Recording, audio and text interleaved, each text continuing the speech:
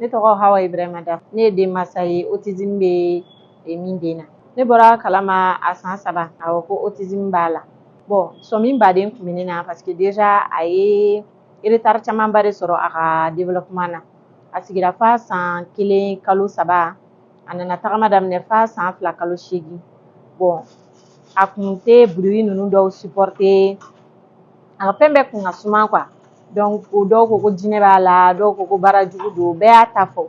Mais ne ko n ko fɛn dɔ b'a la min ni fɛn tɔw tɛ kelen ye. Donc ne taara n'a ye Dakar, an ye a ka analyse n'a ka fɛnw kɛ. Donc diagnostic posera ko autiste de don. An bɛ k'a tɔpɔtɔ, alhamdulillah an bɛ k'a tɔpɔtɔ, a bɛ taa école spécialisée na. En même temps an bɛ to ka taa n'a ye fana Amalden na.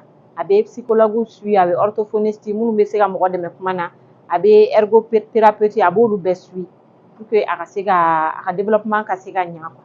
Yani n ka kunnafoni o de kun ka gɛlɛn, mais n kunnafoninen a ye ko caman nɔgɔya n bolo parce que yani n ka kunnafoni bɛɛ kun b'a ta fɔ ni min mana ye bɛɛ bɛ bana dɔ fɔ a la, bɛɛ bɛ fɛn dɔ fɔ a la, bɛɛ bɛ yɔrɔ dɔ fɔ a la k'an ka taga yen. Mais an kɛlen k'a dɔn min b'a la yɛrɛ, a y'a to an sera ka taa yɔrɔ la yɔrɔ minnu kɛrɛnkɛrɛnnen don a ka ladonni kama. Ani bi cɛ alhamdulilayi den bɛ ka kɔrɔbaya a bɛna san 8 sɔrɔ septembre prochain. A ma kuma fɔlɔ, autiste non verbal de don fɔlɔ, a ma kuma mais a mago tɛ sa, se ka fɛn caman k'a yɛrɛ ye bi. Fɛn kelen min n'a jɔrɔ yɛrɛ b'anw na o ye a ka se ka kusidon dabila parce que a tɛ se k'a fɔ n bɛ taa ɲɛgɛn na. Donc a bɛ a kɛ a yɛrɛ kan. Donc an bɛ kusi don a la halisa. A yɛrɛ hali n'i ma kusi don a la yɛrɛ a yɛrɛ tɛ sɔn ka ɲɛgɛn nataga kɛ, k'i ka kusi don a la.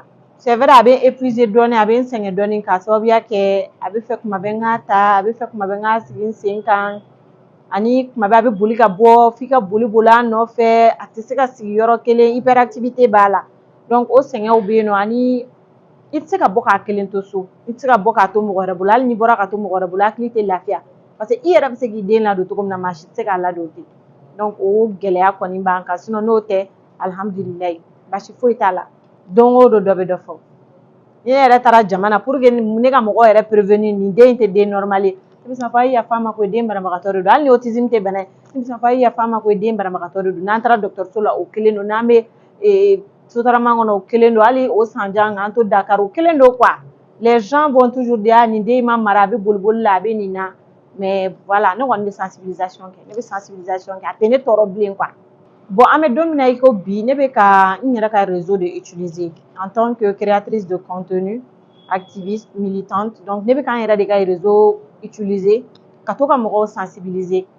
Ni n bɛ mɔgɔw fana dɔn min tɛ hali réseau kan ni n bɛ se ka kuma fɔ mɔgɔ minnu ɲɛna, n mana sigi yɔrɔ o yɔrɔ n bɛ n den ka autisme fɔ pour que mɔgɔw k'a dɔn autisme tiɲɛ de don, bana de don, a bɛ yan nɔ wa a bɛ den dɔw la an bɛ yɔrɔ min na i ko bi pour que ka se ka mɔgɔw ka se k'a dɔn min don, mɔgɔw ka se ka a bɛ dɔw yɛrɛ dɔw b'a dɔn après n'u y'a den sɔrɔ a tɛ bali u la quoi. Donc ne kɔni bɛ sensibilisation na, ne kɔni b'a fɔ yɔrɔ bɛɛ ne bɛ kuma a kan wa depuis kun na sini ne ye sensibilisation daminɛ autisme kan n ka réseaux sociaux sanfɛ. Bon n ye action fɔlɔ-fɔlɔ min yɛrɛ kɛ o kɛra ɲina n ye Mère en Bleu créé. Mère en Bleu ye réseau des mamans des enfants autistes ye. An bɛ fɛ ka den ninnu baw ka se k'u ka bien-être mental ni social assurer parce que den yɛrɛ ka ɲi mais den ba bɛ donni min bɛ den ba kunna a tɛ maa si kunna. Donc ni den ninnu baw n'u lafiyalen don c'est sûr den ninnu bɛ lafiya. Donc ani n ye collecte de fonds dɔ lancer depuis kunun pour que mɔgɔw ka se ka contribuer an ka se ka den dɔw scolariser. Den enfant autiste dɔw bɛ yen nɔ u parents tɛ se k'u ta en charge, hali anw yɛrɛ an bɛ Ala barikada mais c'est pas toujours facile de scolariser un enfant autiste parce que u ka prise en charge da ka gɛlɛn, école spécialisée minnu bɛ yen a da ka gɛlɛn Mali la. Donc an kɔni ye collecte lancer et on espère que les gens vont contribuer pour pouvoir scolariser ne serait-ce qu'un enfant autiste. Bon bɛɛ jɛ école u bɛ don a la mais u tɛ mɛn parce que tile fila u b'u renvoyer ka na so parce que u tɛ se k'u ka prise en charge kɛ, u ka u ladonni ma nɔgɔn. École caman bɛ yen nɔ minnu bɛ den enfant autiste ninnu ta. Awɔ Aile de l'espoir bɛ o la, ne yɛrɛ denmuso bɛ yen nɔ, le Sésame bɛ yen nɔ, le rythme bɛ yen nɔ, le centre Willy bɛ yen nɔ, u ka orthophoniste dɛmɛ ale fana ka yɔrɔ bɛ yen nɔ. Donc école baden bɛ yen nɔ bi. Amalden yɛrɛ bɛ autisme prise en charge kɛ parce que psychologue b'u fɛ yen nɔ, orthophoniste b'u fɛ yen nɔ.